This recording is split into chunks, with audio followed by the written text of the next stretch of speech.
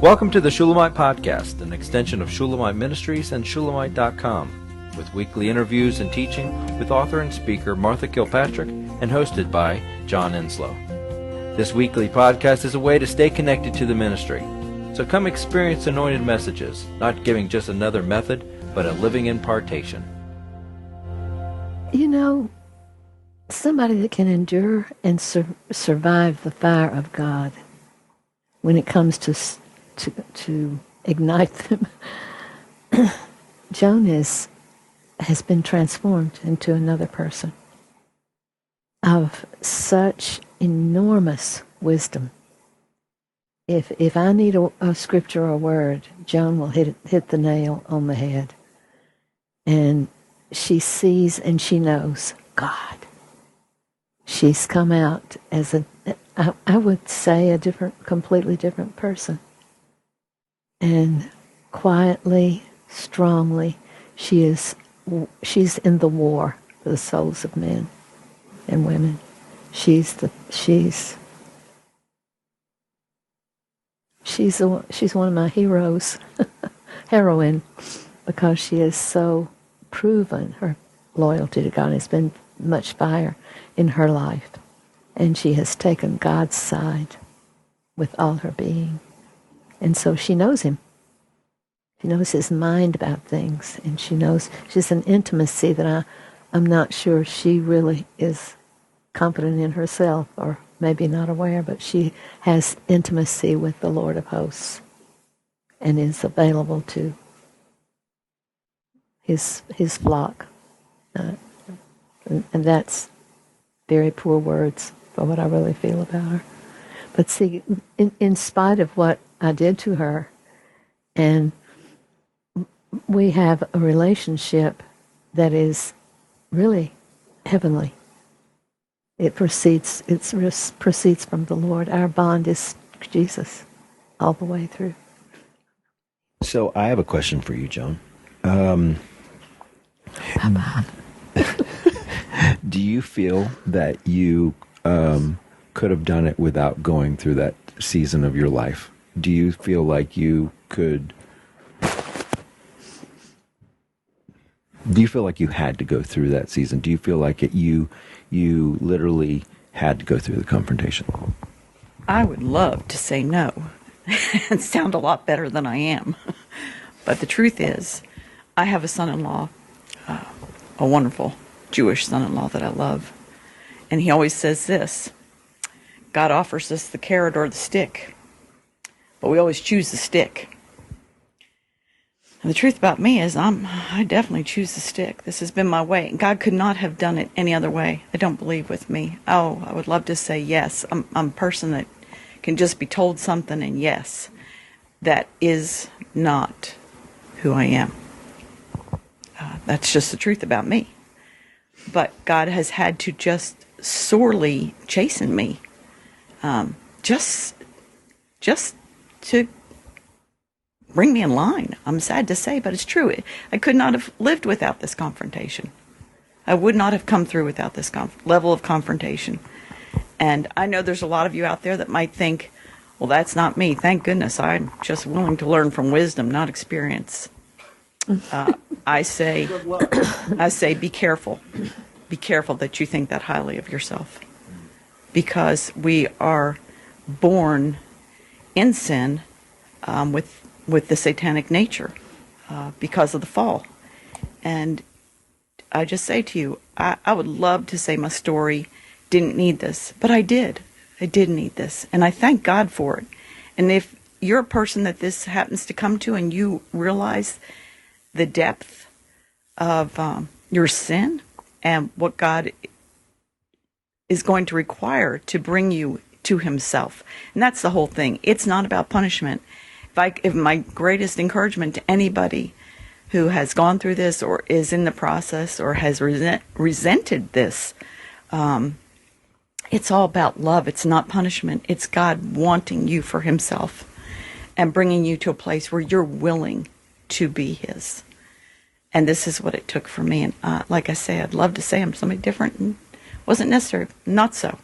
Not so. Well, I think if you were, you'd be the only one in the room. So,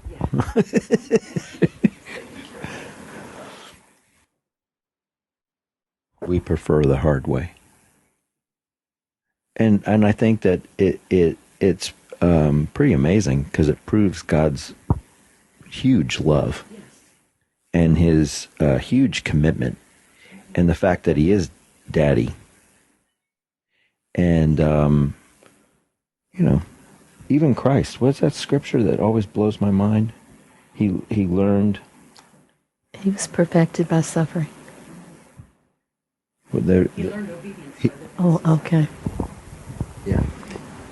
He learned obedience. Okay, the Son of God learned obedience by the things He suffered. And I needed that suffering in order to learn to obey. That was the love of God for me. What child doesn't? I don't. I have 7 and I didn't have any. I'm sorry. It's not who we are in reality. And the ideal will actually rob us from the experience of Him and life. I just want to agree with what's been said because I know Martha's willingness in my life and in others that I'm very close to in this body, that we have all had to face the tearing down of our self-image and our thinking that we know what we don't know. And my experience is much like Joan's. If Martha hadn't come down on me and forced me, I would still be in my la-la land of thinking I was just fine. Because that's how I operated. That, well, I didn't mean to be anything, but, oh yeah, right. And I don't really have words but to say that I absolutely verify everything that Joan said, that you have to have that confrontation in your life. If you don't have confrontation in your life, you don't have a clue who you are. You will believe your own legend.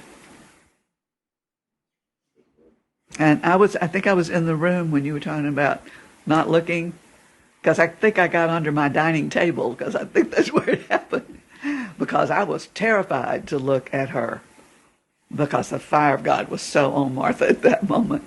And yeah, I literally was under the dining table and stayed there for a while too, and utter terror of what happened, and watched that person run out of the house and away. And it was quite a moment and a learning for all of us. Unfortunately, it wasn't enough. I had to be confronted myself, and I'm very grateful. And Martha's love has always stayed with me in spite of the horror of what she had to face in me. I would have been under the table with you if I could have. I was wanting to be under the table with you. Actually, I did. I was as low as I possibly could. I would have been digging to the bottom, to the basement. Okay, I was the fire, the one with the fire. But when it was over, I was on the floor wailing and saying, God, don't let me be mean. Don't let me be. Is this you? This is terrible. I can't bear it if you don't help me. And that's Don, who's gone to be with the Lord. And you got on the floor with me because I was so upset. And y'all had to encourage me, because it was like a wild woman that the Lord came. It was like a wild woman, but it was. I think the reason why both of us had to look at you is so that we could comfort you and could testify to that it was not. It wasn't you. I can tell you, it wasn't you. I've never seen anything like that before. I never want to see that again. Maybe I'm back under the table. But it was It was a ministry to him. And it was perfect. And the life was changed dramatically. Maybe not so much. The story's not over. The story was not over that day. And the story's not over It's now. still not over. And nor with any of us. And that person counts me as one who, still now, today, counts me as the one who knows God Of course he does. the most in his life. And he has given testimony to the rightness of it, too. It's beautiful. We hope you've enjoyed the Shulamite podcast.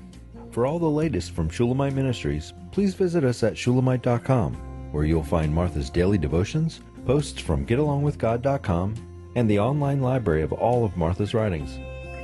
At shulamite.com, downloading the free Shulamite app is easy, and livingchristianbooks.com is only a click away. Thank you for joining us on this journey to discover a God worth knowing.